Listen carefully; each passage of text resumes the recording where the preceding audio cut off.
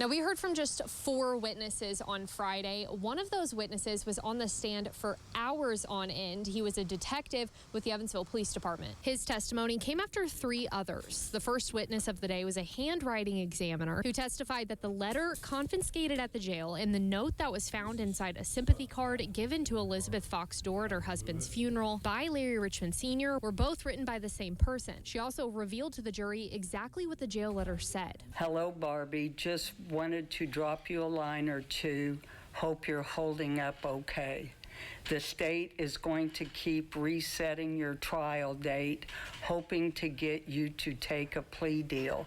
Don't fall for that. If your lawyer do his job, you will beat this case and come home.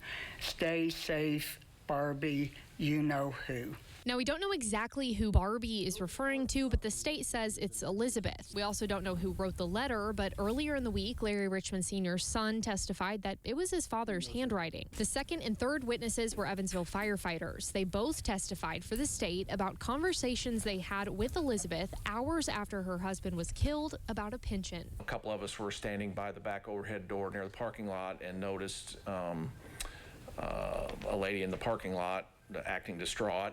And I'd never seen her before. Just basically, in a nutshell, just asked, she said she didn't know what to do to be able to get a pension.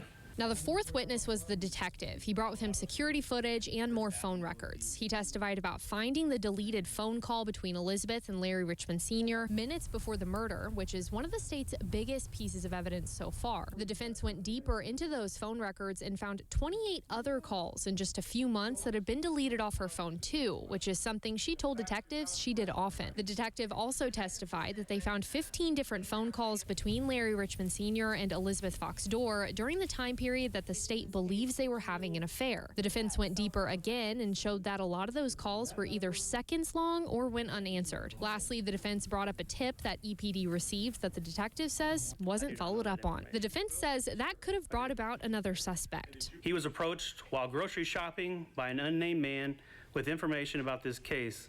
Wilt stated the man said his daughter was a friend of Mandy's, and Mandy had confirmed confided in her she knew about the plan to kill Doerr. Wilt stated that the man would not give his daughter's name. That would be significant, would it not? It would. Now, the state was expected to rest sometime Friday afternoon. They have not yet, so they're expected to pick back up on Monday morning, and we'll be inside that courtroom as usual, bringing you the latest. But for now, reporting in Evansville, Claire Dugan, 44 News.